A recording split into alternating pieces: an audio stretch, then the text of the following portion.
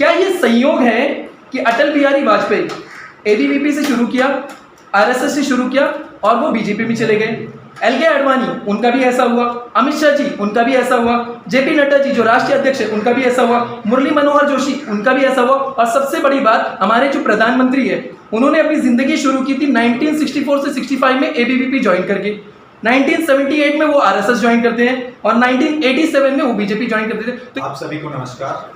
सबसे पहले आज इस अखिल भारतीय विद्यार्थी परिषद के द्वारा जो आयोजन किया जा रहा है प्रेस कॉन्फ्रेंस, इस प्रेस कॉन्फ्रेंस में उपस्थित सभी मीडिया कर्मियों को हम अखिल भारतीय विद्यार्थी परिषद परिवार की ओर से बहुत बहुत स्वागत करते हैं। सबसे पहले आज के हमारे विद्यार्थी परिषद के ये जो आज एक पैनल यहाँ पर उपस्थित है, उनका मैं इंट्रोडक्शन करवा देता हूँ। इस पैनल में हमारे साथ शामिल हैं एबीवीपी के स्टेट सेक्रेटरी सुश्री सीमा कुमारी जी। साथ ही हमारे साथ इस पैनल में उपस्थित हैं एबीवीपी के सिटी सेक्रेटरी राजा राव जी।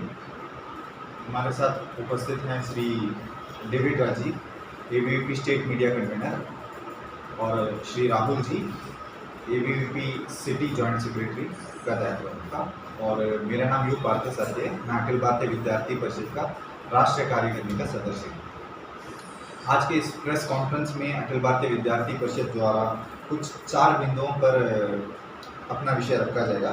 इसमें सबसे पहले 28 सितंबर को अंडमान निकोबार पुलिस द्वारा लिबराइट के बच्चों के ऊपर जो एक्शन लिया गया, उसके ऊपर हम अपना विषय रखेंगे। इस विषय को आप सबके सामने हमारे स्टेट सेक्रेटरी सीमा कुमारी जी रखेंगे। नेक्स्ट, अभी लिबराइट के इशू में जो डेवलपमेंट्स हुए हैं और इसमें अभी फिलहाल लिबराइट का क्या सिचुएशन है, इस विषय के बारे में आप सबके सामने मैं रखूँगा।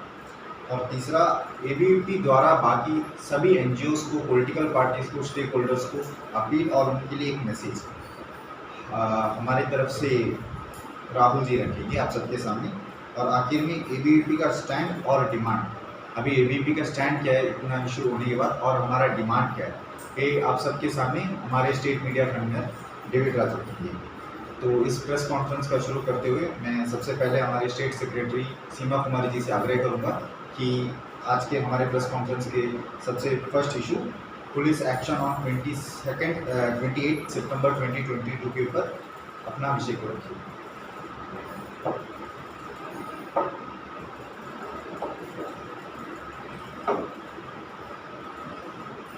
लिबरेट के बच्चों के द्वारा जो कंटिन्यूसली लगभग 1 महीने तक स्ट्राइक चली थी और वो स्ट्राइक बहुत ही अच्छा चल रहा था, लेकिन 28 सितंबर को जो हुआ वो नहीं होना चाहिए था।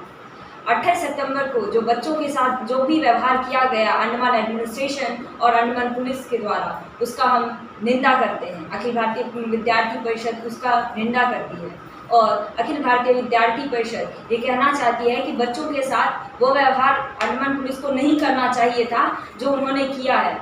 अंडमान के जो लिबरेट के बच्चे हैं, आज जो सड़क पे बैठे हैं और वो जो कंटिन्यूसली स्ट्राइक कर रहे हैं, वो एडमिनिस्ट्रेशन की गलती की वजह से ही कर रहे हैं। उसके बच्चे जो आज स्ट्राइक कर रहे हैं, उनके पीछे का जिम्मेदार कौन है? अगर गलती हुआ है तो वो गलती किया कौन है? अंडमान एडमिनिस्ट्रेशन उनको सजा दे, ना कि किसी को बचाने के लिए काम करे। अखिल भारतीय विद्यार्थी परिषद ये कहना चाहती है कि जो भी 28 तारीख को हुआ उसके खिलाफ जो उसके बाद जो पुलिस के द्वारा एफआईआर दर्ज की गई है, वो एफआईआर जल्द से जल्द पुलिस को वापस लेना चाहिए, क्योंकि वहाँ बच्चों की कुछ गलती नहीं थी। बच्चे सड़क जाम करके रोक के बैठे नहीं थे। बच्चे तो सीएस ऑफिस जा रहे थे, सेक्रेटेरिएट जा रहे थे, उनको जबरदस्ती बैरिकेड डाल के रोका गया। और जब रास्ता वहाँ रुकेगी तो सब बच्चे, जहाँ रास्ता बंद होगी सब वही रुकेंगे, दूसरे जगह जाके नहीं रुकेंगे। इसीलिए सारे बच्चे वहाँ रुके थे और उनका इंटेंशन जो है वो एलजी हाउस घेराव या एलजी हाउस के ऊपर जाना नहीं था, जो कि एफआईआर में उन्होंने ऐसा मेंशन किया है। तो अंडमान पुलिस को हम ये कहना चाहते हैं और उनसे हमारी रिक्वेस्ट है, हम बोलते हैं कि उनका एफआईआर वापस जल्द से जल्द वापस ले, क्योंकि अगर एफआईआर वापस नहीं लेगी तो आगे की कार्रवाई क्या होती है एबीवीपी भी वो देख रही है। और एफआईआर अगर वापस नहीं लेगी तो एबीवीपी जो है बच्चों के साथ थी, है, रहेगी, लेकिन उनके द्वारा जो कुछ एक्शंस करवाए जा रहे हैं, जो कि दूसरे कोई लोग उनको गलत रास्तों में दिखा के आगे बढ़ा रहे हैं, उसकी हम निंदा करते हैं। अंडमान पुलिस की निंदा करते हैं, अंडमान निकोबार एडमिनिस्ट्रेशन की निंदा करते हैं। ऐसी व्यवहार जो बच्चों के साथ 28 तारीख को किया गया है।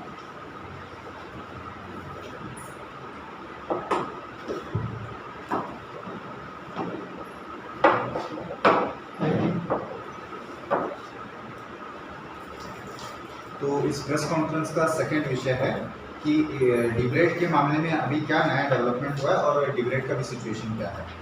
तो पिछले कई महीनों से जो डिबेट के बच्चे प्रदर्शन कर रहे हैं ये सब तो हम सबको पता है, और ये पूरा मुद्दा जो कोर्ट केस में फंसा हुआ है उसके वजह से ये पूरा मुद्दा चल रहा है, ये भी हम सबको पता है। पर अभी कोर्ट केस का क्या सिचुएशन है ये हम आप सबके सामने रखना चाहते हैं। सितंबर 23 को हियरिंग हुआ था, तो उसमें जो है कोर्ट का ऑब्जर्वेशन जो ऑर्डर निकला है उसके तहत ये बताया गया है, क्योंकि यूनिवर्सिटी बहुत पहले से ये विषय को बता रही है कि डिप्लोमा और डिग्री एक साथ एक कैंपस में नहीं चल सकता और एडमिनिस्ट्रेशन उसके अगेंस्ट में है। तो अभी कोर्ट ने ऐसा कहा है कि इस पूरे इश्यूज में यूनियन ऑफ इंडिया का क्या स्टैंड है उसको जानने के लिए कोर्ट ने यूनियन ऑफ इंडिया से उनका एफिडेविट मांगने के लिए टाइम दिया, यूनियन ऑफ इंडिया को टाइम दिया है, और नेक्स्ट हियरिंग 14 नवंबर को फिक्स किया गया है। तो 14 नवंबर से पहले यूनियन ऑफ इंडिया का इसमें क्या स्टैंड है कि जो पौंडीचेरी यूनिवर्सिटी द्वारा जो मांग रखा गया है कि डिप्लोमा और डिग्री को सेपरेट चलाया जाए, उसमें यूनियन ऑफ इंडिया का क्या स्टैंड है इसको जानने के लिए कोर्ट ने 14 नवंबर तक का टाइम दिया है। ये हुआ जो नॉर्मल हियरिंग है। इसके बीच में अंडमान निकोबार एडमिनिस्ट्रेशन द्वारा और एक एप्लीकेशन दायर किया गया था, उसमें उन्होंने जो इससे पहले ऑर्डर निकला था उसके ऊपर उन्होंने क्लैरिफिकेशन और नेसेसरी चेंजेस के लिए उन्होंने ये एप्लीकेशन दायर किया था, और इस एप्लीकेशन का विषय यह था जिसके वजह से ये पूरा प्रॉब्लम हो रहा है, जो सब्जेक्ट मैटर है कि जो बच्चों का रिजल्ट है वो जो है subject to the judgment of this case, मतलब इस केस का जो जजमेंट होगा उसके हिसाब से रिजल्ट दिया जाएगा, मतलब रिजल्ट पेंडिंग रखा जाएगा बाय एंड लास्ट। इसके वजह से ही आज जो इतना स्ट्राइक चल रहा है, क्योंकि बच्चों का बहुत सारा डिमांड था, बट टाइम बाय टाइम उनका डिमांड आज इस विषय में आके रुका है कि उनका रिजल्ट आउट हो, क्योंकि बच्चों को पहले एग्ज़ाम के लिए टाइम गैप का प्रॉब्लम था, उसको यूनिवर्सिटी ने सॉल्व किया, पर अभी जो रिजल्ट का प्रॉब्लम है उसको लेके एडमिनिस्ट्रेशन ने हाईकोर्ट को अप्रोच किया था। उसमें हाईकोर्ट ने किसी भी प्रकार से एंटरटेन करने से मना कर दिया, और हाईकोर्ट का यह कहना है कि इस विषय को मतलब वो क्योंकि इस ऑर्डर को दिया गया दूसरा जस्टिस ने, ऑनरेबल जस्टिस थे, और अभी जो एप्लीकेशन दायर किया गया वो दूसरे जस्टिस के सामने था, तो हाईकोर्ट ने किसी प्रकार से इसमें एंटरटेन नहीं किया एडमिनिस्ट्रेशन को। तो अभी सिचुएशन वहीं पे है कि बच्चों का रिजल्ट जो है आउट नहीं होगा जब तक ये जजमेंट डिस्पोज ऑफ नहीं होता है। तो इसकी वजह से अभी बच्चों का और भी कंफ्यूजन शुरू हो गया। अभी नेक्स्ट अब क्या होगा, क्योंकि नेक्स्ट डेट जो है 14 नवंबर को दिया गया है। 14 नवंबर को यूनियन ऑफ इंडिया के साइड से जो एफिडेविट जाहिर किया जाएगा उसके बाद पता चलेगा कि नेक्स्ट क्या होगा और कितना लंबा जाएगा। और बच्चों का जब अब तक जो फीडबैक मिला है उससे ये पता चला कि जब तक का उनको जो है रिजल्ट आउट नहीं होगा तब तक वो एग्ज़ाम नहीं लिखेंगे, उस कंडीशंस पे वो एग्ज़ाम लिखने के लिए रेडी नहीं है।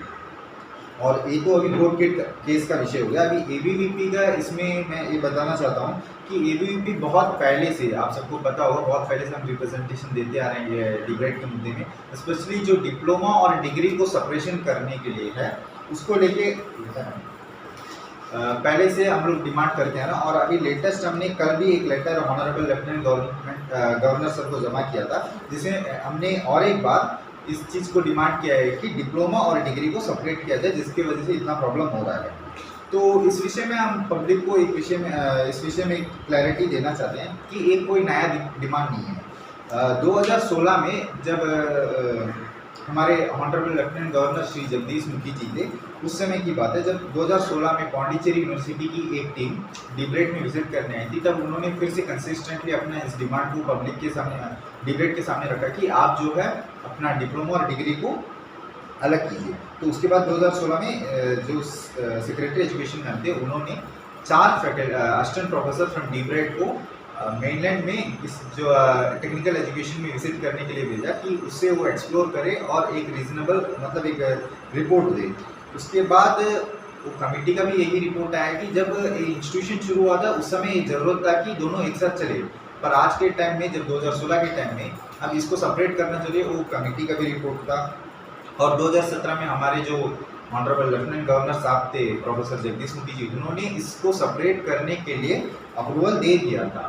ये चीज़ हम आप सबके सामने रखना चाहते हैं। 2017 में ही हमारे जो लेफ्टिनेंट गवर्नर थे उन्होंने सेपरेट करने के लिए ऑर्डर दे दिया था, पर उसके बाद एडमिनिस्ट्रेशन ने इस सेपरेट करने के लिए विषय को MHRD के पास रखा कि आप सेपरेट कीजिए, क्योंकि LG का भी अप्रूवल हुआ है और एजुकेशन इंस्टीट्यूशन का मामला है तो MHRD के सामने रखने के लिए भी एडमिनिस्ट्रेशन ने भेजा गया। MHRD का उसमें रिटर्न रिप्लाई ये आया था, क्योंकि इसको एक साथ चलाने में MHRD प्लस MHA का भी अप्रूवल है, तो MHRD ने MHA से भी अप्रूवल लेने के लिए एडमिनिस्ट्रेशन को कहा। तो इन रिप्लाई अंडमान निकोबार एडमिनिस्ट्रेशन ने MHA को भी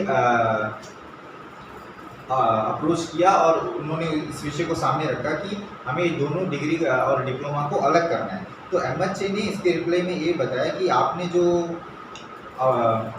भेजा है, आपने जो प्रपोजल भेजा है उसमें आपने फाइनेंशियल इम्प्लीकेशन, मतलब दोनों जो डिप्लोमा और डिग्री को अलग करने से जो फाइनेंशियल इम्प्लीकेशन होगा, इंफ्रास्ट्रक्चर का जो मामला हो गया और फैकल्टी और इस तरह जो भी है टेक्निकलिटीज है, उसके बारे में आपने अटैच नहीं किया है। इसलिए MHA ने प्रपोजल मांगा था कि इसको भी आप अटैच कीजिए, पर उसके बाद से इसके ऊपर कोई एक्शन नहीं लिया गया। उसके बाद 2018 का बात है, उसके बाद थोड़ा टाइम जाने के बाद कोरोना भी आ गया, तो आज तक ये मैटर पेंडिंग है। तो अगर एडमिनिस्ट्रेशन इसको फुलफिल कर देता तो मे बी MHA की साइड से भी जरूर ये कंफर्मेशन मिल जाता है कि डिप्लोमा और डिग्री को सेपरेट किया जाए। तो हम ये प्रेस कॉन्फ्रेंस के माध्यम से अंडमान निकोबार एडमिनिस्ट्रेशन से भी ये रिक्वेस्ट करते हैं कि आप जल्द से जल्द इस काम को पूरा करें और डिप्लोमा और डिग्री को अलग अलग चलाने के लिए जो भी प्रयास होगा उसे कीजिए, ताकि इसमें जितना भी प्रॉब्लम है, क्योंकि जब से ये दोनों एक साथ मिले हुआ, अगर आप मैटर को देखेंगे बहुत सारा प्रॉब्लम्स इसमें शुरू हुआ फैकल्टीज़ के बीच में, फैकल्टी एडमिनिस्ट्रेशन, प्रिंसिपल और फैकल्टीज़ के बीच में बहुत सारा इस तरह डिफरेंसेस अराइज हुआ है। इसका कारण यही है क्योंकि दोनों में कोई सेपरेशन नहीं है। तो इसको लेके जो है हम ये मांग रखते हैं कि सेपरेशन हो। और एक इसमें पॉइंट मैं जोड़ना चाहता हूँ कि एक है TEQIP, TEQIP, इसका फुल फॉर्म होता है technical education quality improvement programme. इसे जो है government of India world bank के साथ मिलकर हर जो इंजीनियरिंग कॉलेज है, टेक्निकल इंस्टीट्यूट है, उसको फंडिंग करती है। तो इसके जो नॉर्म्स है, TEQIP के जो नॉर्म्स है, उसके तहत मतलब TEQIP के माध्यम से हर इंजीनियरिंग कॉलेज को बहुत सारा फंड भी मिलता है। और पर इस फंड को डिग्रेड भी इस फंड को ले रहा है, पर TEQIP के जो नॉर्म्स हैं उसको ना ही डिग्रेड फुलफिल कर रहा है, और उसमें एक बोर्ड ऑफ गवर्नेंस भी सेटअप करना पड़ता है। बोर्ड ऑफ गवर्नर जो कॉलेज को मेंटेन करता है, उसमें बहुत सारे नॉर्म्स हैं कि जो परमानेंट फैकल्टी है उनका रहना ज़रूरी है। पर जब आप डिग्रेड के जो बोर्ड ऑफ गवर्नर्स के आप मेंबर्स को देखेंगे, maximum of them are from contract, और जो परमानेंट नहीं है उनको उसमें रखा गया है। तो इस तरह बहुत सारा लैकुनास पॉलीटेक्निक और डिग्रेड के एक साथ होने में प्रॉब्लम सामने आ रहा है। तो हम इसके माध्यम से, इस प्रेस कॉन्फ्रेंस के माध्यम से अंडमान निकोबार एडमिनिस्ट्रेशन से रिक्वेस्ट करते हैं कि आप जल्द से जल्द डिप्लोमा और पॉलीटेक्निक, डिप्लोमा और इंजीनियरिंग को अलग करें ताकि ये प्रॉब्लम सॉल्व हो सके। ये हमारा सेकंड विषय था। और थर्ड विषय ABVP appeals to all organisation, हमारा संदेश सारे ऑर्गेनाइजेशंस को, ये आप सबके सामने city joint secretary Rahul ji रखेंगे।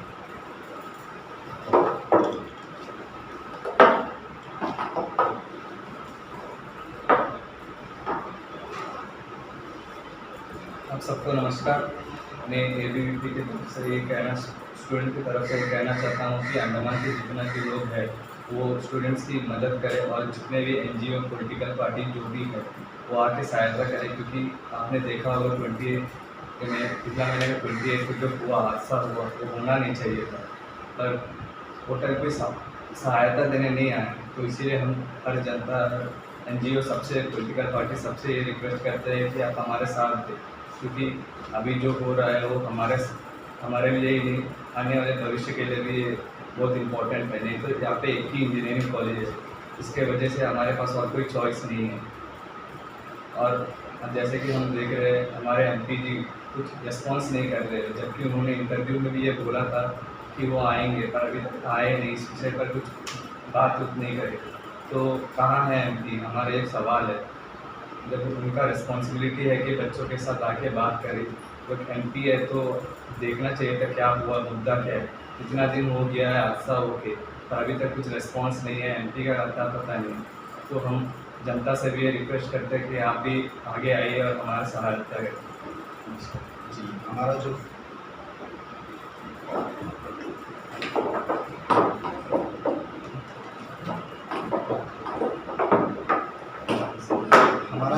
चौथा विषय है एबीवीपी स्टैंड एंड डिमांड। ये आप सबके सामने हमारे state media convener David Raj ji रखेंगे। तो देखिए, जो एबीवीपी का स्टैंड है, ये शुरू से सबको क्लियर है कि ABVP is for the students. तो हम स्टूडेंट्स को हमेशा सपोर्ट हमेशा करते आए हैं, और जो हमारा स्टैंड है इस मुद्दे पे वो डे 1 फ्रॉम 2017 एबीवीपी इस मुद्दे से जुड़ा हुआ है डिबेट से।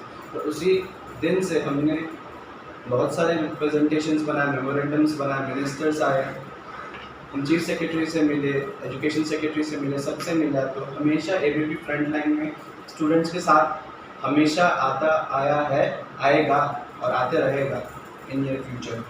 और एबीवीपी विद डिमांड की जो डीम्ड यूनिवर्सिटी का मुद्दा भी उठा है, तो एबीवीपी डिमांड्स की इमीडिएटली जो कुछ भी हलचल हो रही है डीम्ड यूनिवर्सिटी को लेकर इंडिया एडमिनिस्ट्रेशन, उसको रोका जाए। क्योंकि from 2020 ABVP is strongly against deemed university. We are demanding central university. अब क्यों?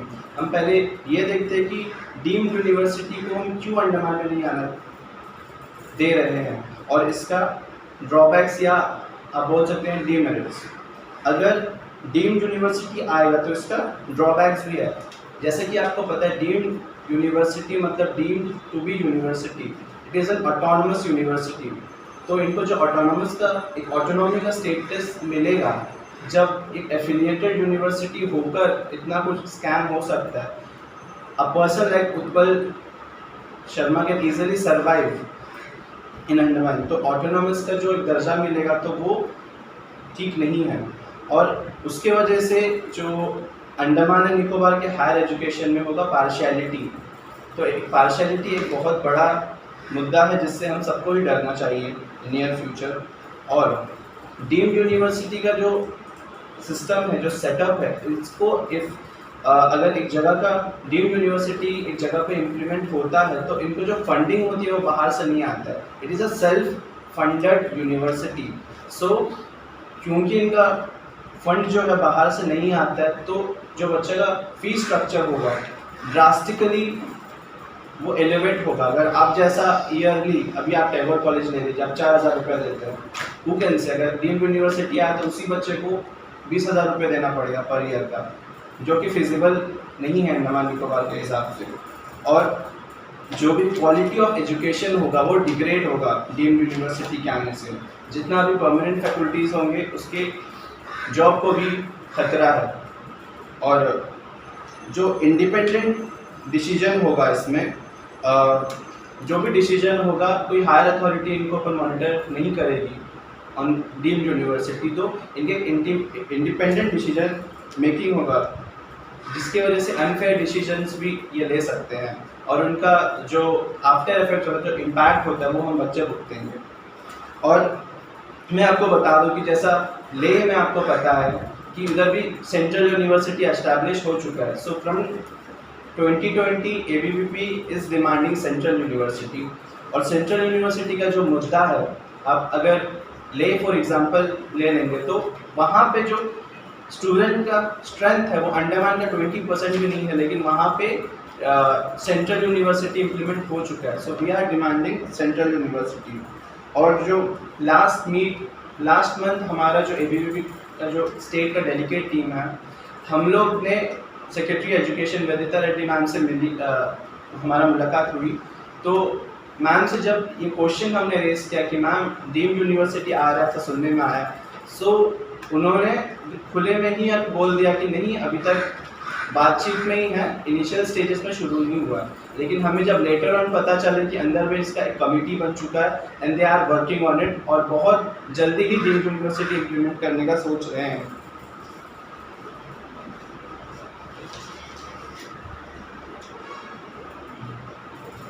So ABVP demands central university and जब डिग्रेड के इशू आता है तो डिग्रेड के इशू में ABVP हमेशा डिग्रेड के लिए सपोर्ट में रहेगा। और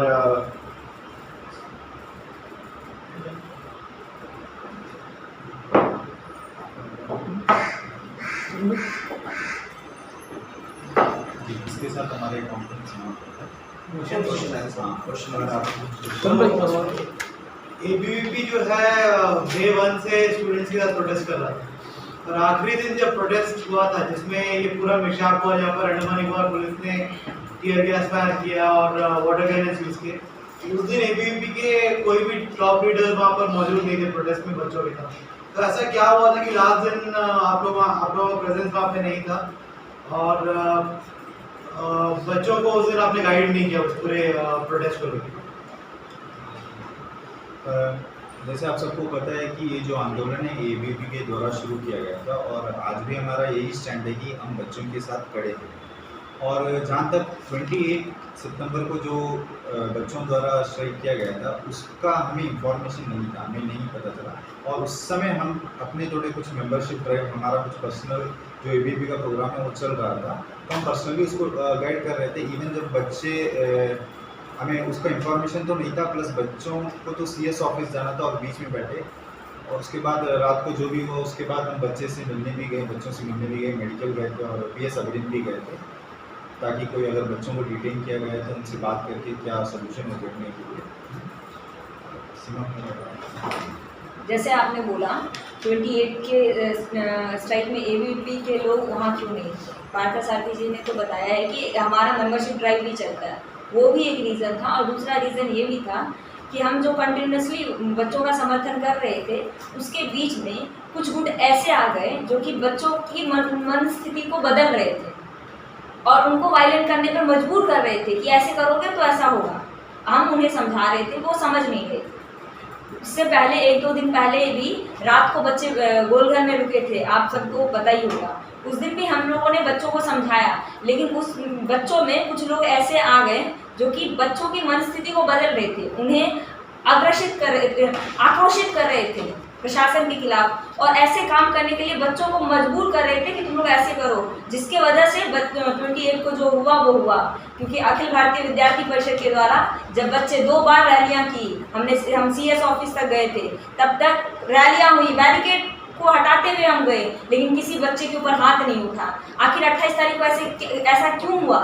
क्योंकि कुछ लोग उसमें ऐसे घुस गए थे जो ऐसी प्रकृति करना चाहते थे और उनको जो सोच के गए थे उन्होंने वो चीज़ का परिणाम किया। और जब इस बात की जानकारी हुई तो हमारे जो नेशनल एग्जीक्यूटिव मेंबर हैं वो और मीडिया प्रभारी जो भी हैं वो गए थे, बच्चों से मिले, बातें भी की, लेकिन बच्चों के दिमाग में कुछ लोगों ने यही बात भर के रखी है कि अगर बात मनवानी है तो चलो। और पता नहीं क्या रीज़न था, या कुछ लोगों को भेजा गया था कि स्ट्राइक तभी रुकेगा जब कुछ ऐसा होगा तो जिससे क्या है जो गुनहगार है उसको भी समय मिल जाएगा। ये भी हो सकता है कि जानबूझ के उन लोगों ने ऐसे करवाया कि 28 कुछ ऐसा हो जिससे स्ट्राइक रुक जाए। और एक क्वेश्चन है, अभी रिसेंटली जब एलबीए और बाकी ऑर्गेनाइजेशंस ने एक मीटिंग कंडक्ट किया था और सारे पॉलिटिकल पार्टीज भी वहाँ पर थे, सब आए थे, तब बच्चों का एक डेलीगेशन एलबीए के लीडर्स और पॉलिटिकल पार्टी के लीडर्स के साथ सीएस के पास गया। वहाँ पर उनका कुछ बातचीत हुआ। नेक्स्ट दिन एक फॉलो अप प्रेस रिलीज भी जो है सारे मीडिया को भेजा। आपने भी प्रेस रिलीज देखा होगा, तो प्रेस रिलीज के कंटेंट से आप कितने सेटिस्फाइड है? जो कमेटी अभी हाई लेवल कमेटी फॉर्मुलेट हुआ है जो बच्चों से लगातार कम्युनिकेशन रखेगा और 2 घंटे के नोटिस पे मीटिंग शेड्यूल करेगा अगर बच्चों को कोई प्रॉब्लम हो, तो ये पूरा जो सोल्यूशन दिया गया है और जो बच्चों को एश्योरेंस दिया गया है इतने बड़े मिशाप के बाद, तो उससे आप कितने सेटिस्फाइड हैं और आपका क्या कमेंट है एबीवीपी पर? जहाँ तक प्रेस रिलीज का बात है, देखिए इशू को जो है अगर सोल्यूशन दे सकता है तो एडमिनिस्ट्रेशन द्वारा ही दिया जा सकता है। और जहाँ तक एडमिनिस्ट्रेशन का एश्योरेंस मिला है, हम हर टाइम बच्चों को लेकर भी एडमिनिस्ट्रेशन की तरफ से जो भी पॉसिबल एश्योरेंस दिया जाता है उसको हम एक्सेप्ट करते हैं। और इस बार भी क्योंकि उस डेलीगेशन में हम नहीं गए थे, पर हमें जितना पता चला सीएस सर से इस चीज़ का एश्योरेंस मिला था कि वीसी सर को और एक बार अंडमान बुलाया जाएगा और एक बार एमिकेबली बच्चों को भी बैठा के सेटलमेंट किया जाएगा और एक कमेटी भी फॉर्म किया गया था। इस डिसीजन का हम स्वागत करते हैं, पर इसके बाद बच्चों ने क्या एक्शन लिया, क्योंकि बच्चों ने कमेटी के सामने रिप्रेजेंटेशन कुछ दिया या नहीं दिया इसके बारे में हमें जानकारी नहीं है। और अगर ऐसा, क्योंकि हमें जितना आइडिया है इससे पहले भी एडमिनिस्ट्रेशन हमें हमेशा सुनने के लिए बुलाता था, कभी हमें रिस्ट्रिक्शन नहीं था। अभी जो कमेटी बैठा है उसमें अगर स्टूडेंट्स जाके रिप्रेजेंट देते हैं उसके बाद पता चला है कि वो कमेटी कितना एक्ट करता है, उस बेसिस में बता सकते हैं। तो क्या एबीवीपी का, क्योंकि हर जगह ब्रांचेस है, दिल्ली में आपके बड़े बड़े लीडर्स हैं एबीवीपी के स्टूडेंट लीडर्स, तो क्या आपने इस इशू को जो है नेशनल लेवल में अपनी जो कमेटी है उसको बताया और उनकी तरफ से क्या एक्शन है? क्योंकि कई सारे नेशनल मीडिया में हम देखते हैं कि डीब्रेड का जो इशू है वो कुछ सेकंड्स के लिए भी हाईलाइट हो रहा है। अगर एबीवीपी चाहे, क्योंकि उनका मीडिया कॉन्टैक्ट दिल्ली में बहुत अच्छा है, तो इस इशू को एक अच्छे लेवल पर रेस कर सकता है और उसके बाद जो है सेंट्रल गवर्नमेंट इसके ऊपर एक्ट कर सकते हैं। तो इस मामले में आपने अभी तक क्या किया है और क्या आपकी सेंट्रल कमेटी को इस पूरे मामले की जानकारी है और उनकी तरफ से क्या एक्शन किया गया? जी, एक्चुअली इस विषय के बारे में हमने अपने प्रांत स्तर और क्षेत्रीय स्तर में बताया और उसके प्रांत स्तर और क्षेत्रीय स्तर से हम नेशनल लेवल में जाते हैं। हम डायरेक्टली नेशनल को कॉन्टैक्ट नहीं कर सकते। तो अभी जो है हम इसके ऊपर एक अप टू डेट एक मेमोरेंडम प्रिपेयर कर रहे हैं ताकि हम लोग कम्प्लीटली वो विषय को नेशनल टीम तक का रख सकें, ताकि अगर मेमोरेंडम पहुंचे वहाँ से एक्शन शुरू हो जाए। इससे पहले हमने बहुत बार यहाँ पे डिबेट के बारे में जितनी प्रॉब्लम्स है उसे हम ओरली कन्वे किया। अब हम एक मेमोरेंडम प्रिपेयर कर रहे हैं, उस बेसिस में बहुत जल्दी हम लोग नेशनल लेवल तक देख के उसका एक्शन। और एक लास्ट सवाल, जो एफआईआर हुआ है बच्चों पे, उस एफआईआर में कुछ कंटेंट है ऐसे जो कि ट्रू नहीं है। जैसे कि डीब्रेड के एफआईआर में लिखा गया है कि डीब्रेड के बच्चों ने कॉलेज से निकलते हुए एक बैरिकेड क्रॉस किया और जो है क्रिमिनल फोर्स यूज किया पुलिस के अगेंस्ट। वो सही नहीं है क्योंकि वहाँ पर कोई बैरिकेड था नहीं, मीडिया भी वहाँ पे मौजूद थी। हम पूरे रास्ते जो है बच्चों के साथ आए थे। फिर ये बताया गया कि वहाँ पर पहुँचने के बाद शाम को भी क्रिमिनल फोर्स यूज किया गया। तो ये सब कंटेंट, क्योंकि मीडिया भी वहाँ पर मौजूद थी, हमको जो सच्चाई पता है, तो ये सब सही नहीं है एफआईआर में लिखा गया। और तो इसके बारे में आपका क्या कहना है और क्या आप लोग इसके लिए जो है एडमिनिस्ट्रेशन को अप्रोच करेंगे कि पुलिस अपने आप को बचाने के लिए जो है एफआईआर में जो है फेक कंटेंट डाल रही है? क्योंकि जुडिशियल इंक्वायरी शायद सीएस द्वारा एश्योर किया गया था कि किया जाएगा, शायद उसी जुडिशियल इंक्वायरी के एंटिसिपेशन में एफआईआर किया गया है ताकि पुलिस जो है अपने आप को सेव कर सके, या एडमिनिस्ट्रेशन की जो ऑफिशियल्स जिन्होंने ऑर्डर साइन किया था और जिनके कहने पे ऑर्डर साइन किया गया वो अपने आप को बचा सके। तो इसके बारे में एबीवीपी क्या करेगी? क्योंकि स्टूडेंट्स को जो है जस्टिस मिलना चाहिए। उस दिन स्टूडेंट्स के साथ बहुत गलत हुआ। टीयर गैस और जो वाटर कैनन है वो ऐसे स्टूडेंट्स पे या जिस तरह स्टूडेंट प्रोटेस्ट कर रहे थे उस तरह के प्रोटेस्ट पे जो है आमतौर पर यूज नहीं किया जाता।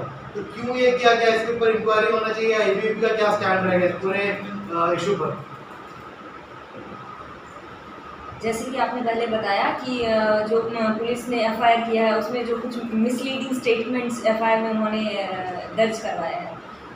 जब इंक्वायरी होगी तो बात तो क्लियर आएगा ही। और उसमें जो जितने भी न्यूज़ चैनल्स ने लाइव कवरेज की थी वो वीडियोग्राफी उस इन्वेस्टिगेशन में मदद हो सकती है, क्योंकि ऑर्डर जिन्होंने भी पास किया था और जब क्लियरली दिखता है कि बच्चे ने बैरिकेड नहीं तोड़ा, क्रिमिनल फोर्स यूज़ नहीं किया गया, तो एफआईआर में ऐसे क्यों यूज़ किया गया? और उन्होंने और कुछ भी बहुत सारे आईपीसी के सेक्शंस, कुछ 8-10 सेक्शंस उन्होंने मेंशन करा है कि राइटिंग का भी सेक्शन जो है उनके ऊपर लगाया गया है, क्योंकि मतलब टोटली रॉन्ग है कि वहाँ पर कोई किसी तरह का राइट या नहीं चल रहा।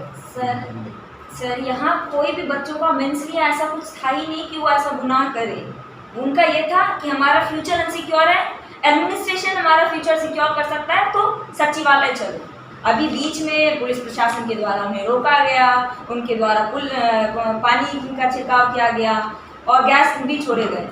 और पानी का जो छिड़काव किया गया वो भी पूर्णतया सही तरीके से नहीं किया गया, क्योंकि 45 डिग्री में रख के पानी का इस्तेमाल कर सकते हो और डिस्टेंस मेंटेन करते हुए, क्योंकि वो बच्चे हैं, वो कोई गुनहगार नहीं है, अपराधी नहीं है कि उन्होंने बड़ा कुछ गुनाह कर दिया और उसको बचाने के लिए ऐसे कर रहे।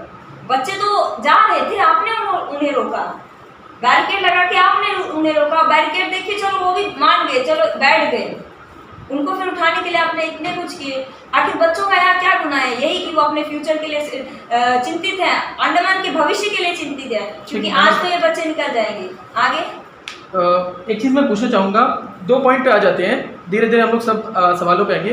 पहला हिस्सा वो होगा कि जिसमें आप डिबेट की बात करें, फिर डीम के ऊपर हम लोग आते हैं। आप लोगों ने बताया कि कुछ गुट उस जो पूरा प्रोटेस्ट चल रहा था उसके अंदर चला गया था। कौन सा गुट चला गया था? जानकारियाँ आपको भी हैं, किस गुट के बारे में बात कर रहे हैं?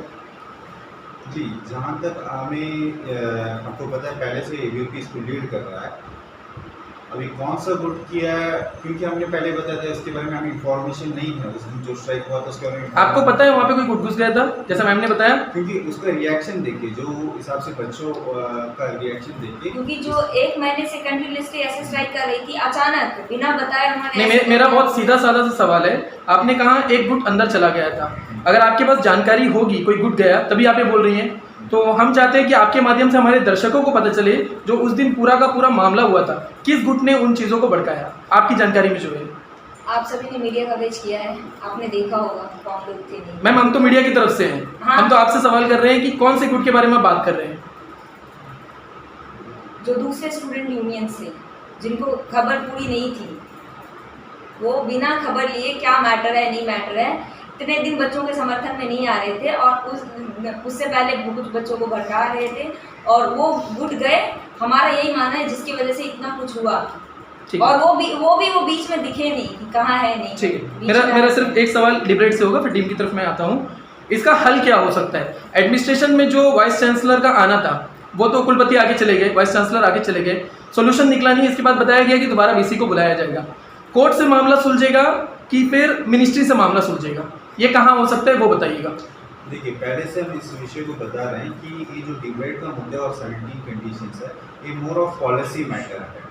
अगर एडमिनिस्ट्रेशन चाहे तो जो भी पॉलिसी कंटेंट्स है, जो भी कंटेंट्स है उसमें वो पॉलिसी की जैसे रेगुलर फैकल्टीज़ का अपॉइंटमेंट होना, लाइब्रेरियन का नहीं होना और प्रिंसिपल का होना, ये सब कुछ पॉलिसीज मैटर है। तो अगर ये चाहिए तो एडमिनिस्ट्रेशन ये सब फुलफिल करते हैं तो कल ही प्रॉब्लम सॉल्व हो जाएगा। तो ये मोर ऑफ पॉलिसी है, ये एडमिनिस्ट्रेशन के अंडर में आता है। चलो, तो और एक सवाल आपसे था, आपने बोला अभी जो कोर्ट में एडमिनिस्ट्रेशन ने इंटरवेंशन के लिए कुछ एक एप्लीकेशन तैयार किया था ताकि वो जो एग्जाम्स का इशू है उसको सॉल्व कर सके, और उसमें उनका जो एप्लीकेशन है वो रिजेक्ट हो गया था, जिसमें आपने बताया जज जो दूसरे जज थे जिन्होंने एप्लीकेशन, ये मामला पूरा क्योंकि बच्चों का एडमिनिस्ट्रेशन के ऊपर पूरा भरोसा था कि कैसे भी वो कोर्ट में जाएंगे और उनका इशू सॉल्व करेंगे। तो जब कोर्ट ने पूरी तरह से एडमिनिस्ट्रेशन के एप्लीकेशन खारिज कर दिया कि वो इस मामले में दखल नहीं देंगे कि एग्जामिनेशन के मामले में, कि एग्जामिनेशन जो है कोर्ट का फाइनल डिसीजन होने के बाद ही आएगा। तो अभी क्या आगे होगा? कोर्ट का फाइनल डिसीजन इतना जल्दी आएगा तो भी जो है दूसरा पक्ष जो है अपील में चले जाएगा उससे हायर कोर्ट में, तो ये पूरा मामला चलते रहेगा। तो आपका क्या कहना है? क्योंकि पिछले बार जब बीसी आए थे, बच्चों से बात हुआ था, आप लोग भी वहाँ पर प्रेजेंट थे, तो बीसी ने एश्योर किया था फोन में बाकायदा, सागर जो आपके डिबेट के यूनिट के प्रेसिडेंट थे उनको एश्योर किया था फोन में कि बच्चों का हम कुछ नहीं होने देंगे। तो पौंडीचेरी यूनिवर्सिटी का फिर ऐसा क्यों स्टैंड है, क्यों वो केस वापस नहीं लेना चाहते हैं, क्यों उन्होंने एग्जाम्स कोर्ट के ऑर्डर के बाद कोर्ट ने बोल दिया कि एग्जाम्स कंडक्ट करो, उसके बाद फिर वो क्यों अपील में चले गए?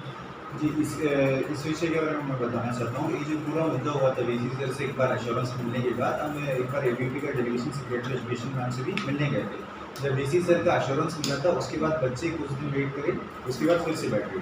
तो हमने सेक्रेटरी एजुकेशन मैम से मिले और पूछे कि मैम एडमिनिस्ट्रेशन और वीसी सर के बीच में ऐसा क्या डिस्कशन हुआ, और जब बच्चों ने भी बात किया और आप लोगों ने भी बात किया और फाइनली ऐसा अश्योरेंस आपने दिया था कि प्रॉब्लम सॉल्व हो जाएगा।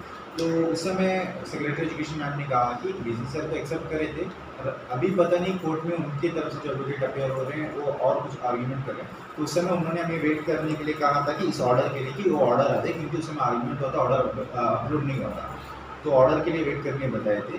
तो उस समय हमने मैम को भी बताया कि आप अगर बच्चों से थोड़ा मीट करते हैं, आपकी तरफ से कोई रिप्रेजेंटेटिव का ये स्ट्राइक कट जाता है।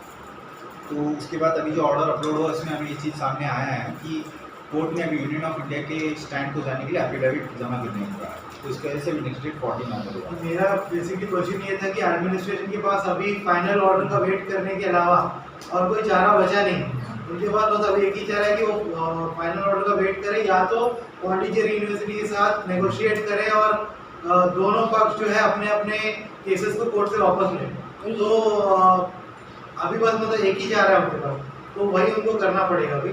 तो इस मामले में क्या कह रहे हैं, क्योंकि अब कोर्ट का रास्ता तो बचा नहीं, क्योंकि फाइनल ऑर्डर आने से पहले अब कोर्ट को एप्लीकेशन क्योंकि रिजेक्ट कर दिया उन्होंने, हेयर नहीं करेंगे बोलते, तो और कोई चारा बचा नहीं। तो इसमें क्या स्टैंड है, क्या डिमांड करते हैं एडमिनिस्ट्रेशन से, आपके वीसी से मिले और ये पूरा मामला सॉर्ट आउट करे, या फिर हायर कोर्ट में जाएं और वहाँ पर अपना जो है याचिका दर्ज करेंगे सर?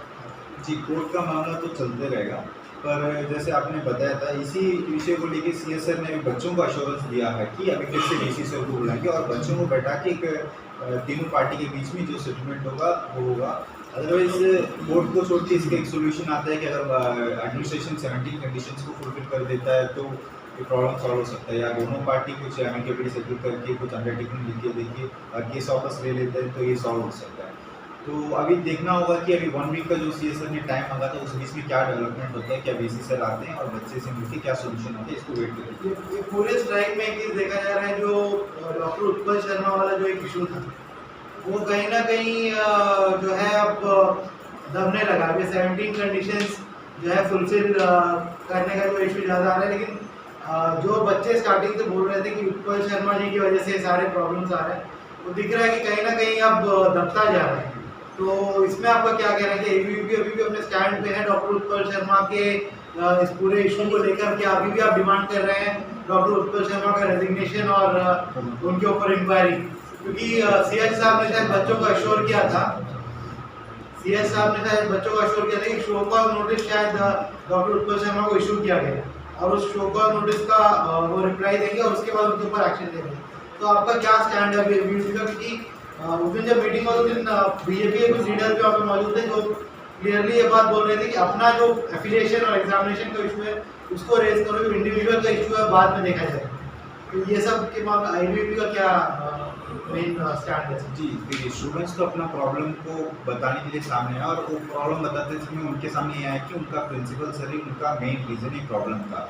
तो अभी जो है स्टूडेंट्स का प्रॉब्लम एक हद तक का, मतलब वो अंडरटेकिंग को जोड़ के बाकी जितना भी प्रॉब्लम था वो एक हद तक का सॉल्व है, मतलब ये अंडरटेकिंग का प्रॉब्लम रुका पड़ा है। एबीवीपी बहुत पहले से डिमांड करते आ रहा है और रिसेंटली भी हम लोग सेक्रेटरी एजुकेशन नाम से मिले थे और हर समय हम ये जो प्रिंसिपल सर के खिलाफ जो ऑडिट रिपोर्ट निकला है कि उसमें जितना भी उनके ऊपर एलिगेशन है उसके ऊपर एक्शन लेने के लिए हम लोग बहुत पहले भी रिप्रेजेंटेशन दे चुके हैं और जब भी हम लोग मिलते हैं और एक चीज़ हम लोग रिप्रेजेंट करते हैं कि वो ऑडिट रिपोर्ट के ऊपर एडमिनिस्ट्रेशन क्या काम कर रहा है, क्या एक्शन ले रहा है, क्या उसको लेके कुछ होगा, इसको हम लोग पूछते हैं। और हमेशा हम लोग का स्टैंड ये है कि जो प्रिंसिपल सर के ऊपर कुछ गलती है ऑडिट रिपोर्ट के हिसाब से या कुछ किसी भी प्रकार से मिलता है उनके ऊपर एक्शन लेना चाहिए। ये हमारा स्टैंड पहले से था और अभी भी है।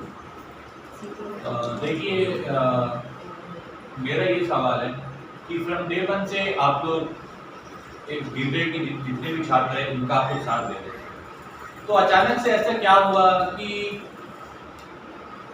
बीग्रेड के स्टूडेंट जो है उस दिन जैसा हुआ था 28 सितंबर जिसे स्टूडेंट्स ब्लैक डे कह रहे थे, और उसका पहले भी जब बीजेपी के एक बहुत ही वरिष्ठ एक कोई नेता यहाँ पर आए थे और नेता आने के एक दिन पहले बच्चे जो है रात को प्रोटेस्ट कर रहे थे, रात को वीसी सर से बात कर रहे थे, then secretary education joint secretary education sir से भी बात कर रहे थे और वीसी सर से वीडियो कॉन्फ्रेंसिंग के द्वारा उन्होंने बात की।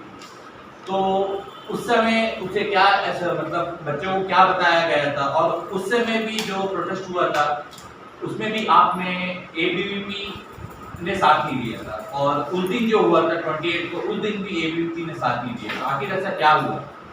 जी, जहाँ तक वो जो इससे पहले वाला प्रोटेस्ट जिस दिन बच्चे रात को जुड़ा हों उसका सवाल है, उस दिन हमारा एबीवीपी का एक डेलीगेशन और हमारे एबीवीपी डिबेट यूनिट के प्रेसिडेंट सागर जी हम सब एसपी सर से मिलने गए थे, हमें कॉल आया था और उस समय हमें अंडमान निकोबार पुलिस की तरफ से ये चीज़ का रिक्वेस्ट किया गया था क्योंकि उस समय एक हद तक का प्रॉब्लम सॉल्व हो गया था क्योंकि अश्योरेंस बच्चों को मिल गया था और बच्चों लोग के एक आई थिंक एक 10 दिन के लिए उस समय स्ट्राइक भी रोक के रखे थे। तो हम लोग एसपी सर से मिलने गए तब पुलिस के द्वारा ये चीज़ बताया है कि अभी तो आपका प्रॉब्लम सॉल्व हो गया, आप लोग एक वीक 10 दिन का जो भी टाइम दिए हैं अभी आप लोग कोई भी किसी भी प्रकार का प्रोटेस्ट भी नहीं उतरे क्योंकि ये वैलिड भी नहीं होता। अभी आप टाइम दे रहे हैं तो अभी कल उतरना भी नहीं है, कल मिनिस्टर जी भी आ रहे हैं। तो इसका हमें पूछा गया था और हमारी तरफ से जो भी मेंबर्स गए थे और डिबेट यूनिट के जो प्रेसिडेंट थे वो भी थे, उन्होंने पर्सनली अश्योरेंस दिया था कि हमारे तरफ से कल कुछ भी स्ट्राइक नहीं होगा।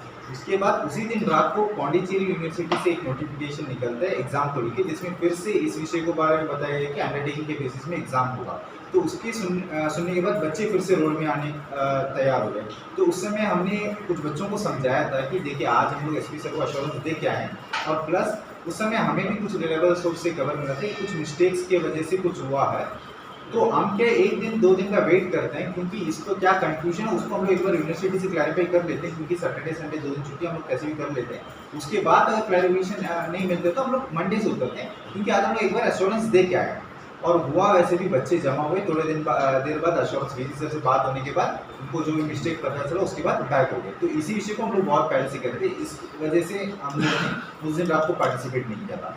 उसके बाद से जो हमने बताया कि हमारा मेंबरशिप ड्राइव भी चल रहा था और हमारे स्टेट सेक्रेटरी ने जैसे बताया था कि कुछ अपोजिट स्टूडेंट यूनियन उसको दूसरे तरह से उसे डायरेक्शन दे रहे थे।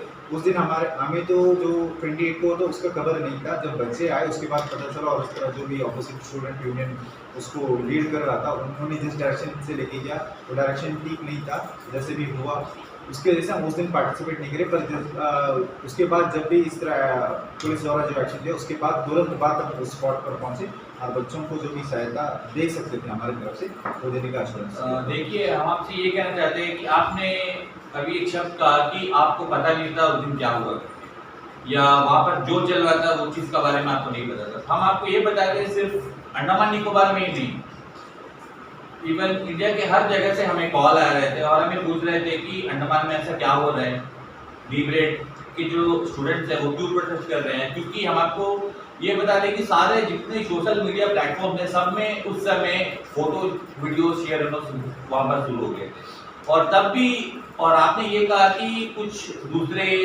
जो मतलब स्टूडेंट जो भी विद्यार्थी परिषद जो भी है वो उनका साथ दे रहा था, तो उस समय आप लोग उसके बीच में आप लोग जाकर वहाँ पर साथ क्यों लीजिए, हम ये पूछना चाहते हैं। क्योंकि देखिए उस दिन स्टूडेंट जो है वो सफर हो रहे हैं, जैसा आपका कहना है आप ब्लेम कर रहे हैं दूसरा विद्यार्थी परिषद को, ठीक है हम किसी का नाम नहीं लेंगे, लेकिन आप उस समय आप वहाँ पर क्यों नहीं गए और आप उनका साथ क्यों नहीं थे। क्योंकि हम आपको ये बता दें कि उससे पहले जो है बच्चे के ऊपर पानी की बौछार होने के पहले वहाँ पर और पुलिस उन्हें डिटेन करने के पहले वहाँ पर कुछ नेता आए थे, कुछ पार्टी के नेता आए थे, हम किसी का नाम नहीं लेंगे, वहाँ पर आए थे और नेता आने के थोड़ी देर बाद वहाँ पर जो है पुलिस वहाँ पर पहुँचती है। देन जिसे मतलब पुलिस की एक जो व्हीकल है वज्र वो पहुँचती है, वाटर कैन वहाँ पर फायर टेंडर पहुँचता है, उसके बाद टीयर गैस छोड़ा जाता है। तो इस समय भी उस समय भी आप लोग वहाँ पर क्यों नहीं पहुँचे, हम ये कहना चाहते हैं। क्योंकि देखिए कहीं ना कहीं डे 1 से आप लोग सपोर्ट कर रहे थे, लेकिन जब इतने चीज होने के बावजूद भी और आपने कहा कि आप लोग वहाँ पर जो है मेंबरशिप ड्राइव चल रहा था आप लोग का, ठीक है देखिए ड्राइव चल रहा था, बट ये चीज जो है अब नेशनल मीडिया में पहुंच गया था, बाहर से हमें कॉल कर रहे थे, अब कौन कॉल कर रहे थे वो चीज तो हम बताएंगे नहीं, लेकिन हम आपको ये बता दें जब बाहर के लोगों को पता चल चुका है तो आप लोग यहाँ पर रह के आप लोग क्यों नहीं गए, हम ये कहना चाहते हैं। जी मैं एक चीज़ बता देता हूँ, मैंने ऐसे नहीं कहा कि हम मुझे नहीं पता था। उस दिन हमें 28 तारीख को इस तरह रैली होने वाला था, वो किसी को नहीं पता था। बच्चे एज यूजुअल जैसे मॉर्निंग में जमा होते हैं वैसा हुए थे और झटका में रैली निकाले और रैली निकालते समय हमें पता था। मैंने ऐसा नहीं कहा कि मुझे उस चीज़ का आइडिया नहीं था, पर ऐसा रैली निकलेगा वो किसी को नहीं पता था। बच्चे निकलने के बाद ही हमें पता चला, बच्चे निकलने के बाद पता चला और इस चीज़ का भी जैसे हमें पता चला कि उसे और कोई लीड कर रहा है और बच्चे उस डायरेक्शन में जा रहे हैं, तो उस समय हमने उस टाइम के लिए इंटरफेयर करने का सामने नहीं है और जब तक रात तक का बैठे तो तब तक हम लोग वेट करे। उसके बाद जो पुलिस एक्शन हुआ उसके बाद हम लोग पहुँचे, तो जिस समय उसे लीड दूसरे पर्सन द्वारा किया गया था उस समय हम लोग उसमें इंटरफेयर नहीं करें। तो आप ये बताइए ना सर, आप उस समय आप लोग वहाँ पर नहीं थे तो मतलब कौन लीड कर रहा था? वो तो मीडिया में आप सबके सामने है कि फिर भी सर आप नाम बता दीजिए। नाम तो जैसे आपने भी नाम भी नहीं लिए थे कि आपका बात से कैसे कॉल है। एक बात बताइए, इतना इम्पोर्टेंट प्रेस कॉन्फ्रेंस है तो आपके डीब्रेड के जो एबीवीपी यूनिट के प्रेसिडेंट है सागर, पूरा प्रोटेस्ट स्टार्टिंग से लीड कर रहे हैं सारे स्टूडेंट्स को, वो यहाँ पे क्यों प्रेजेंट नहीं? क्योंकि आप लोग अगर प्रेस कॉन्फ्रेंस कर रहे हैं डीब्रेड के इशू पे और एक डीम्ड यूनिवर्सिटी इशू पे, अगर डीब्रेड का नाम आया तो सागर का कम से कम प्रेजेंस होना चाहिए, क्योंकि आप लोगों के बिहाफ में हर वक्त बच्चों के साथ वही रहता था। तो वो आज यहाँ क्यों प्रेजेंट नहीं है? क्या सागर ने एबीवीपी रिजाइन कर दिया है या आप लोगों से कुछ नाराजगी है उसकी क्योंकि आप लोगों ने उनके साथ नहीं दिया? क्या इशू है? देखिए सागर जी एबीवीपी के डीब्रेड यूनिट के प्रेसिडेंट है, साथ साथ वो बच्चों के रिप्रेजेंटेटिव है और स्पेशली वो उसमें एक अफेक्टेड पार्टी है, उनका ऊपर बहुत सारा प्रेशर पड़ सकता है। जैसा हमारा जो कार्य करने का तरीका है मे बी वो तरीका से स्टूडेंट्स सेटिस्फाइड ना हो तो उसका प्रेशर सागर के ऊपर पड़ सकता है। इस वजह से हमें क्या कुछ डिफरेंसेस हमारे बीच में आ रहा है कि क्यों हम इस समय क्यों ऐसा नहीं कर सकते, क्योंकि हमें जो है अखिल भारतीय विद्यार्थी परिषद का ये है कि बच्चों का प्रॉब्लम को सॉल्व होना चाहिए, साथ ही हम हर चीज़ को लेके चलना भी होता है। अभी एक साथ हम लोग रोड में उतर के दंगा नहीं कर सकते, ऐसा पेश गलत होता है, क्योंकि हमें प्रशासन के साथ साथ प्रशासन के द्वारा जो अश्योरेंस दिया जाता है उससे अगर हम सहमत नहीं है तो उसके खिलाफ हम स्ट्राइक कर सकते हैं। अदरवाइज हमें क्या सब चीज़ को लेके जाना पड़ता है। मे भी स्टूडेंट्स किसी स्टूडेंट्स का उससे रिलेटेड कंसर्न ना हो, तो इसी तरह क्या कुछ डिफरेंसेस है, इससे मैं मना नहीं कर रहा हूँ, कुछ डिफरेंसेस है बच्चों के बीच में। किसी को क्या है कि बता रहे हैं कि आप इस तरह क्यों नहीं करते, तो हम भी बोलते हैं कि आप भी थोड़ा साथ दीजिए। 328 बच्चों को प्रॉब्लम है, आप 328 बच्चे तो सामने हैं, इस तरह कुछ डिफरेंस है। तो इस विषय को लेकर हम लोग बात करें, पर हमारे सारे बच्चों से कॉन्टैक्ट है, सागर जी के साथ भी हमारा कॉन्टैक्ट है, मेरा कल भी उनसे बात हुआ था। तो अभी तो फिलहाल क्या इसको हम लोग बहुत शॉर्ट टर्म में प्रेस कॉन्फ्रेंस को अरेंज करें, क्योंकि पिछले कुछ दिनों से हम मेंबरशिप में थे और मीडिया से भी कांटेक्ट करने की कोशिश कर रहे थे, मौका नहीं मिला। आज मिला तो हम लोग शॉर्ट पीरियड में जमा हो। देखिए हमारा एक सवाल है, संडे भी डीलेट के जो छात्र हैं उन्होंने प्रेस कॉन्फ्रेंस किया था, तो उस समय भी आप लोग वहाँ पर मौजूद नहीं थे और सागर जी वहाँ पर जो है लीड कर रहे थे, और आज वो यहाँ पर उपस्थित नहीं थे या यहाँ पर है नहीं, तो हम इससे क्या समझे कि वो, क्योंकि जब भी हमने देखा है कि वो एबीवीपी का झंडा लेकर वो खड़े रहते हैं, बट कुछ दिनों से ऐसा नहीं दिख रहा है हमें, तो हम इसका क्या समझे? ये ऐसा तो समझने का विषय नहीं, क्योंकि देखिए इस विषय को एबीवीपी बहुत पहले से लीड कर रहा है और बीच में बहुत सारे ऑर्गेनाइजेशंस ने सपोर्ट किया। और जहाँ तक कल स्टूडेंट्स का प्रेस कॉन्फ्रेंस हुआ उसमें प्योरली सिर्फ स्टूडेंट्स ने एड्रेस किया, सिर्फ स्टूडेंट्स ही उसमें बैठे थे, कोई भी एसोसिएशन का उसमें पार्टिसिपेशन नहीं था। और डिबेट के स्टूडेंट्स की तरफ से भी हमें कोई कॉल नहीं आया कि आप अटेंड कीजिए, अगर हमें कॉल आता तो हम जरूर उसको अटेंड करते, पर स्टूडेंट्स की तरफ से भी कुछ ऐसा कॉल नहीं आया। और जैसा मैंने कहा, इसको जो हम लोग वेरी शॉर्ट पीरियड में कर रहे थे और जैसा डिस्कशन करना, हम एक जो 5 चीज़ें हम बैठ के डिस्कस करके इसको कर रहे हैं।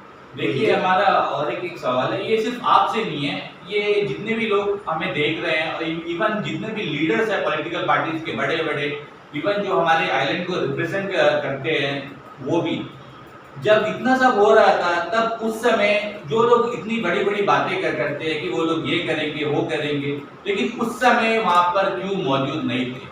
क्यों बच्चों को वहाँ पर जैसा बच्चों के साथ जो हुआ उस समय उन्हें अकेला छोड़ दिया गया, ये हम कहना चाहते थे। किसके बारे में समझ नहीं पाया आपका सवाल?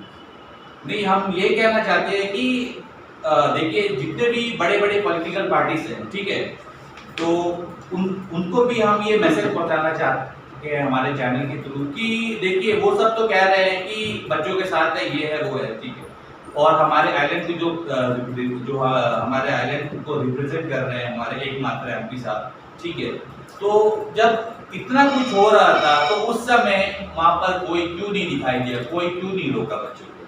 तो हम आपसे ये सवाल इसीलिए पूछ रहे हैं क्योंकि डे 1 से आप लोग बच्चों के साथ रहे, तो इसका जवाब भी आप ही दे सकते हैं। जी, मैं इस विषय में जरूर बोलना चाहूँगा कि डे 1 से हम लीड कर रहे हैं और आज भी हमारा ये स्टैंड है कि क्योंकि लोग आते हैं, देखिए पार्टी वाले आते हैं, कोई आते हैं, देखिए कोई उन्हें कुछ कहता है, कोई नहीं कुछ कहता है, तो कहीं ना कहीं हमें ऐसा लगता है बच्चे जो है वो मिसगाइडेड होते हैं, उनको सही से गाइडेंस नहीं मिल रहा है, इसी के कारण उनका हाल आज ऐसा हुआ है। जी, जैसे कि मैंने कहा कि डे 1 से हम इसको लीड कर रहे हैं और आज भी हम स्टूडेंट्स के साथ खड़े हैं और हम लोग डे 1 से इसको अपील कर रहे हैं, मीडिया में भी ऑन रिकॉर्ड है, हम सबसे अपील करते हैं, हमने इर्रेस्पेक्टिव ऑफ एनीथिंग, हमने किसी से ऐसा नहीं किया कि आप ही हमसे जुड़े, हम सबको अप्रोच कर रहे हैं, पब्लिक को कर रहे हैं, बच्चों को कर रहे हैं, कम्प्लीटली 328 बच्चे सामने, उनके पेरेंट्स आए, उनके वेलविशर्स आए, NGOs आए, पॉलिटिकल पार्टीज आए, इस तरह सबको हम अपील कर रहे हैं, पर बहुत सारा सपोर्ट नहीं मिला है। और मैं देख रहा हूँ कुछ दिन से जो मीडिया में जिनके भी तरफ से प्रेस कॉन्फ्रेंस आ रहा है, वो शुरुआत में एबीवीपी को लेके एबीवीपी, RSS, बीजेपी इस तरह लेके एक डिबेट अलग शुरू कर देते हैं, पर इसी तरह बहुत सारे लोगों को हमने बहुत पहले से अप्रोच किया है और किसी का समर्थन उतना खास नहीं मिला है। कुछ पॉलिटिकल पार्टीज बीच में आए, उन्होंने अपना समर्थन दिया, उनके तरफ से जितना हो सकता था। NGOs का भी आपने देखा बीच में ऑल पार्टी और सारे NGOs का मीटिंग हुआ, तो सबका धीरे धीरे करके समर्थन आ रहा है। इसका मुझे लग रहा है एक रीज़न कि पहले उतना प्रॉब्लम हाईलाइटेड नहीं था, जब 2 बार रैली हो उसके बाद कुछ पॉलिटिकल पार्टीज और ऑर्गेनाइजेशन सामने हैं, और जब एट लास्ट इस तरह जब 28 को उसके बाद आप देख सकते हैं कि सारे ऑर्गेनाइजेशंस का सपोर्ट था, ईच एंड एवरी पब्लिक का इसमें सपोर्ट था। और जहाँ तक मेंबर ऑफ पार्लियामेंट सर का सवाल है, ये इससे पहले भी हम लोग रैली में ये विषय को हम लोग दर्ज करा चुके हैं कि एमपी सर कहाँ हैं, क्योंकि बहुत सारे बच्चों ने एक ऐसा फीडबैक दिया कि एमपी सर को लास्ट बार वो तब देखे थे जब 2019 का इलेक्शन था। उसके बाद उन्होंने ये चीज़ एक्सपेक्ट किया कि रैली में हमें समर्थन देने आएंगे या रैली में हमसे बात करने आएंगे, वो दिखे नहीं। तो ये बहुत बड़ा सवाल है अंडमान निकोबार जनता, डीबरेट के स्टूडेंट्स और हम सब का भी, कि हमारे ऑनरेबल मेंबर ऑफ पार्लियामेंट अभी कहाँ पर है, ठीक है। उन्होंने हमें सपोर्ट क्यों नहीं। मैं एक चीज़ मांगूंगा, ये जो चीज़ आपने कहा उस तक पहुंचने तक, जो आपने कहा एबीवीपी, आरएसएस और जो बीजेपी, उसमें मैं सीधे आता हूँ। अभी मैं सीधे सीधे एक छोटी सी चीज़ कहूँगा कि इसका हल जो समझ आ रहा है वो इतना होगा, या तो बैठक करके करें वीसी और जो एडमिनिस्ट्रेशन है, या तो फिर कोर्ट से मामला सुलझे, या तो सीधे सीधे क्या है मंत्रालय में कुछ भी पत्राचार हो और सेंट्रल गवर्नमेंट की तरफ से ऑर्डर है। अभी हम लोग डीम की तरफ में आते हैं। आप लोग एबीवीपी एकदम क्लियर है कि आप डीम के खिलाफ है, डीम नहीं आना है, ठीक है। जो यूजीसी के हिसाब से 4 तरह की जो यूनिवर्सिटी है, सेंट्रल है, state, deem to be, deem और साथ में जो आपका प्राइवेट है। प्राइवेट और डीम यूनिवर्सिटी में फ़र्क क्या है, क्योंकि जो जितना आप लोगों ने मुझे बताया वो तो कहीं हद तक प्राइवेट यूनिवर्सिटी समझ आ रहे हैं। तो प्राइवेट यूनिवर्सिटी और डीम यूनिवर्सिटी में असल फ़र्क क्या है, हमारे दर्शकों को बताइए।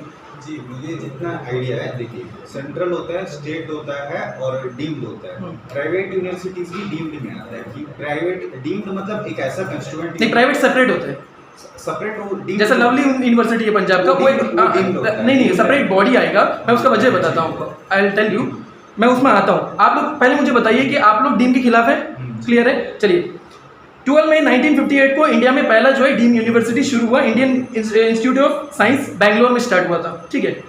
अभी पूरे हिंदुस्तान में 1026 यूनिवर्सिटी चल रहे हैं, जिसमें से तकरीबन 1026 चल रहे हैं, जिसमें से 126 डीम यूनिवर्सिटी है। मैं इसको क्लियर क्यों करता हूँ, मैं बता रहा हूँ। 126 डीम यूनिवर्सिटी में से 21 यूनिवर्सिटी डीम यूनिवर्सिटी महाराष्ट्र में है, ठीक है। 32 यूनिवर्सिटी तमिलनाडु में है और 9 डीम यूनिवर्सिटी यूपी में है। महाराष्ट्र और यूपी ये दोनों जगह भाजपा की सरकार है। क्या डीम यूनिवर्सिटी का खिलाफत करना या तो उसका अगेंस्ट में बोलना सही है? अगर है तो फिर वो लोग क्यों चला रहे हैं इसको? जी, मैं आपको बताता हूँ। जैसे आपने बताया IIT, IIM और इस तरह जितना भी होता है वो एक डीम्ड यूनिवर्सिटी होता है, पर डीम्ड यूनिवर्सिटी कौन से जगह में स्थित है, इस विषय को हमें देखना चाहिए। हमारा खिलाफ करने का मेन मकसद ये है, डीम्ड यूनिवर्सिटी अगर अंडमान में आता है, इसका full control Andaman Nicobar administration के अंडर में होगा।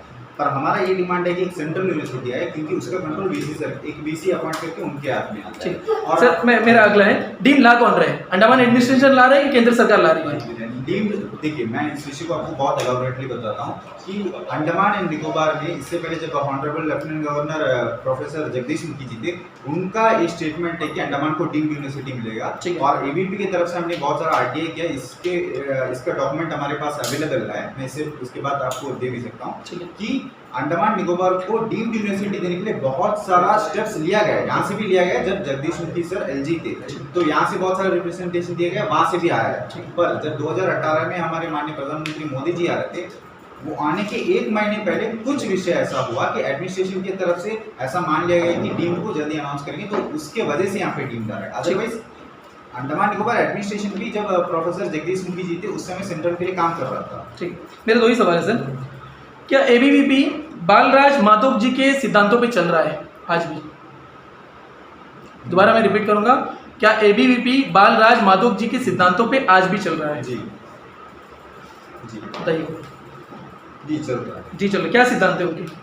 उनके सिद्धांत देखिए, उनके सिद्धांत कई प्रकार के, पर एबीवीपी को जो एस्टेब्लिशमेंट करने का जो सिद्धांत था, उस विषय में हम बताते हैं कि एबीवीपी एस्टेब्लिशमेंट करने का एक रीज़न था कि जब इंडिपेंडेंस हुआ था इंडिया का, उस समय हमें पता था, उससे पहले हम लोग ब्रिटिशर्स के रूल में थे। तो उस समय, क्योंकि इससे पहले ब्रिटिशर्स के रूल में था और अभी हमारे कंट्री नया नया इंडिपेंडेंस होने के बाद उनके बड़े सिद्धांत बताइए जिसकी बुनियाद पर उन्होंने एबीवीपी की शुरुआत की थी। He was the founder of ABVP. तो उन्होंने किस सिद्धांत को बुनियाद रख के उन्होंने कहा था कि अब एबीवीपी की मुझे ज़रूरत है और ये होना चाहिए, ताकि स्टूडेंट्स को मेन फ्रंट पे लेके जाए, युवाओं को आगे ले जाए। ठीक है, आपके हिसाब से वो है, ठीक है। निस्वार्थ भाव से राष्ट्र और समाज का निर्माण करना। अब मैं डायरेक्ट आपके ये पॉइंट में आऊँगा, इसके बाद मैं अगले मीडिया अपने सहयोगी से कहूँगा कि वो आगे बढ़े। एक आपने कहा था कि कुछ जगहों पे बात आ रही है एबीवीपी, आरएसएस और बीजेपी, और ये कहीं तथ्य इसमें मिल रहे थे, कई लोग इस पर बात कर रहे थे। जिस तरह से NSUI INC का, इंडियन नेशनल कांग्रेस का फ्रंट में आता है, उनका स्टूडेंट यूनियन आता है, क्या एबीवीपी भी बीजेपी की आती है? जी नहीं है। ये क्लियर है आपका, ठीक है। अब मैं इसमें एडिशनल कहना चाहूँगा आप ही के कई नेता जो प्रदेश के हैं, कई वरिष्ठ नेता, जैसे मैं नाम लूंगा, सुषमा स्वराज जी हैं, अरुण जेटली जी हैं, जिनका आज भी आप विकिपीडिया में ढूंढ सकते हैं। उन्होंने कहा था कि एबीवीपी हमारा परिवार है, हमारे संघ का हिस्सा है। तो उनका वो स्टेटमेंट कहीं आपकी इन बातों से कॉन्ट्रडिक्ट नहीं कर रहा है, जो आपके प्रदेश के कुछ ऊंचे ऊंचे नेताओं ने भी ये बात कही थी।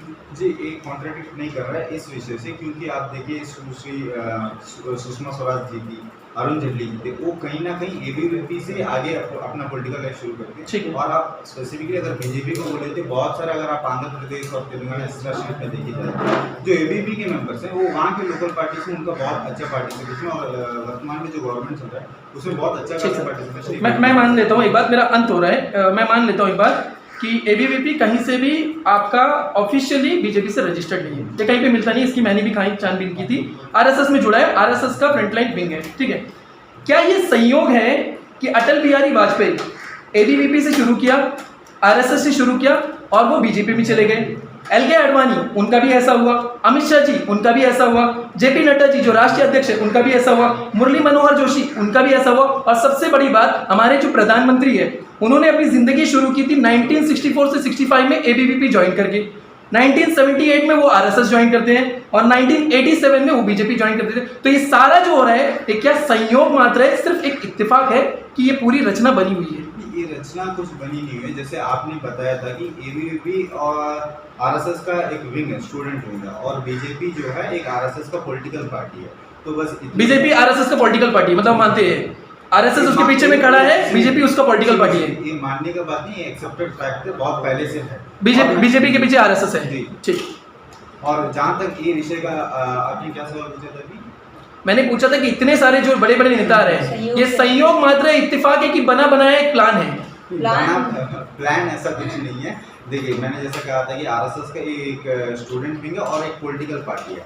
एबीवीपी इंडिपेंडेंट है, मैं इसका आपको डॉक्यूमेंटेशन प्रूफ दे सकता हूँ। अंडमान निकोबार एडमिनिस्ट्रेशन द्वारा ही दिया गया है कि एबीवीपी का नाम किसी भी पॉलिटिकल पार्टी से नहीं है। और मैं आपको पर्सनली ये चीज़ बताता हूँ कि एबीवीपी का जो भी डिसीजन और पॉलिसी होता है, ये अपना इंडिपेंडेंट होता है। कोई भी गवर्नमेंट ऑफ इंडिया का अगर गवर्नमेंट ऑफ इंडिया को कोई भी पार्टी रूल करे, उसमें उनका डिसीजन हमें कोई भी अफेक्ट नहीं करता है। हम इंडिपेंडेंट डिसीजन मेकर्स हैं और हमारा अपना पॉलिसी होता है। अगर कोई भी सरकार, वो किसी भी पार्टी का हो, कांग्रेस, बीजेपी, कोई भी पार्टी का हो, अगर वो उनका पॉलिसी या रूल स्टूडेंट्स के हित को अगर हनन करते हैं तो उसके खिलाफ एबीवीपी हमेशा। बहुत बहुत शुक्रिया इतने सवालों का जवाब देने के लिए और हमें सुनने के लिए।